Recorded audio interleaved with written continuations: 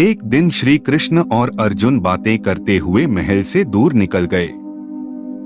मार्ग में उन्होंने एक गरीब ब्राह्मण को भिक्षा मांगते हुए देखा।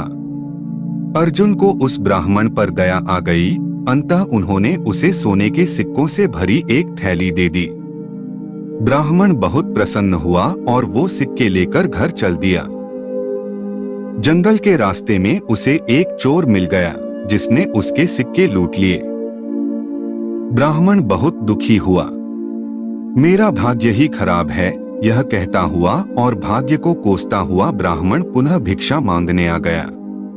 अगले दिन जब अर्जुन और कृष्ण उधर से गुजरे तो उन्होंने फिर से उस ब्राह्मण को भीख मांगते देखा।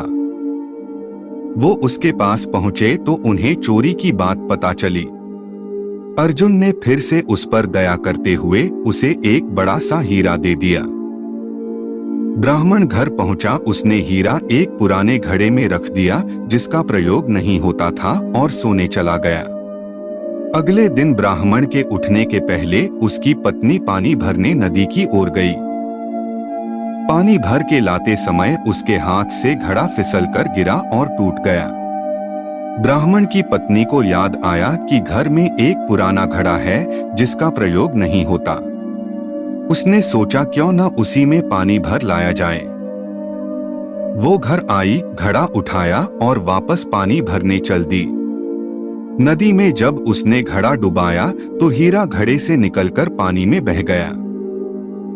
जब वो घर आई तो उसने देखा ब्राह्मण पूरे घर में कुछ खोजता फिर रहा है। ब्राह्मण ने जब अपनी पत्नी के हाथ में उस घड़े को देखा और घड़े में सिर्फ पानी भरा देखा तो वह समझ गया क्या हुआ होगा। हताश निराश ब्राह्मण पुनः अगले दिन भीख मांगने उसी स्थान पर पहुंच गया। संयोग की बात, अर्जुन और कृष्ण कहीं से लौट रहे थे। उनका ध्यान फिर उसी ब्राह्मण की तरफ गया। उत्सुकतावश वो उसके पास पहुंचे और उससे पूछा कि अब आपको भीख मांगने की क्या आवश्यकता पड़ गई। ब्राह्मण ने फिर अपनी राम कहानी सुनाई। उसकी दुर्भाग्यपूर्ण कहानी सुनकर अर्जुन श्री कृष्ण से बोले, इस आदमी की किस्मत में सुख समृद्धि लिखी ही नहीं है। मुझे नहीं लगता अब मैं और इसकी मदद कर पाऊंगा। श्री कृष्ण कुछ बोले नहीं, बस उन्होंने उस ब्राह्मण को 2 पैसे दिए। ब्राह्मण ने वो पैसे लिए और घर चला गया। ब्राह्मण के जाने के बाद अर्जुन बोले, जब मेरे इतना सोना हीरा देने के बाद भी उसका भला नहीं हुआ तो आपके दिए 2 पैसे से उसका क्या भला होगा। श्री कृष्ण मुस्कुराए और बोले, देखते हैं क्या होता है। ब्राह्मण अपने भाग्य को कोसता हुआ घर जा रहा था। रास्ते में उसने एक मछुआरे को देखा जो कि एक ताजी बड़ी मछली पकड़कर ले जा रहा था। मछली उसके जाल में तड़फड़ा रही थी और छूटने के लिए प्रयास कर रही थी। ब्राह्मण को उस मछली की स्थिति देखकर दया आ गई। उसने सोचा, इस 2 पैसे में मेरा क्या भला होगा, क्यों न इससे इस मछली के प्राण ही बचा लिए जाएं। ब्राह्मण ने वह मछली खरीद ली और उसे पुनः नदी में डालने चल पड़ा। नदी में फेंकने से पहले उसने देखा कि मछली के मुंह में कोई बड़ी वस्तु अटकी हुई थी जिसकी वजह से वो सांस नहीं ले पा रही थी। जब उसने मछली का मुंह खोलकर वह बाहर निकाला तो वही बड़ा हीरा निकला जो उसे अर्जुन ने दिया था। ब्राह्मण हीरा पाकर खुशी से चिल्ला पड़ा, देखो देखो, मिल गया, आखिर मुझे मिल ही गया। उससे थोड़ी ही दूर पर वही चोर जा रहा था जिसने ब्राह्मण के सिक्के चुराए थे। उसने जब यह आवाज सुनी और ब्राह्मण को नदी की तरफ से आते हुए देखा तो चोर डर गया। चोर ने उसे देखकर पहचान लिया था कि यह वही व्यक्ति है जिसके सिक्के उसने चुराए थे।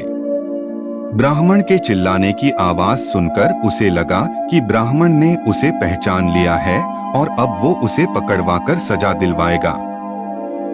चोर ने ब्राह्मण के पैर पकड़ लिए और बोला, अरे भाई, मुझे माफ कर दो, अपने सिक्के ले लो, पर मुझे सजा मत दिलवाना, मुझसे बड़ी गलती हो गई। ब्राह्मण क्या बोलता पर वो सारा माजरा समझ गया। उसने चोर को माफ किया अपने सिक्के लिए और खुशी से मगन अपने घर चला गया। अगले दिन ब्राह्मण सीधे अर्जुन के पास पहुंचा और उन्हें सारी बात बताई। ब्राह्मण ने अर्जुन को धन्यवाद दिया और चला गया। उसके जाने के बाद अर्जुन श्री कृष्ण से बोले, हे प्रभु, यह क्या चमत्कार है? मेरे सिक्के और हीरे तो उसकी सहायता नहीं कर पाए, पर आपके दिए 2 पैसों ने कमाल कर दिया। इसका कारण जरा स्पष्ट करें। श्री कृष्ण बोले, अर्जुन, यह चमत्कार नहीं, सृष्टि का नियम है जिस पर दुनिया काम करती है। जब उसके पास ढेर सारे सिक्के और हीरे थे तो वह सिर्फ अपने बारे में, अपनी जरूरतों के बारे में ही सोच रहा था। लेकिन जब उसके पास 2 पैसे थे तो भी उसने उस मछली के भले के लिए खर्च कर दिए। इसीलिए फिर उस ब्राह्मण के जरूरतों की जिम्मेदारी मैंने ले ली। हे अर्जुन, सत्य तो यह है कि जब तुम किसी दूसरे व्यक्ति के दुख दर्द से द्रवित होते हो या अपने सिवा किसी और की जरूरतों की चिंता करते हो, उन लोगों के दुख दूर करने और उनकी जरूरत पूरा करने का प्रयास करते हो, तो तुम भगवान के कार्य में हाथ बटा रहे होते हो। फिर तुमको अपनी चिंता करने की आवश्यकता नहीं, तुम्हारी जरूरत भगवान खुद पूरी करेंगे। दोस्तों, उम्मीद करता हूँ आपको आज की कहानी पसंद आई होंगी। पसंद आई हो तो लाइक, शेयर और वीएम स्टोरी टीवी चैनल को सब्सक्राइब करना ना भूले। धन्यवाद।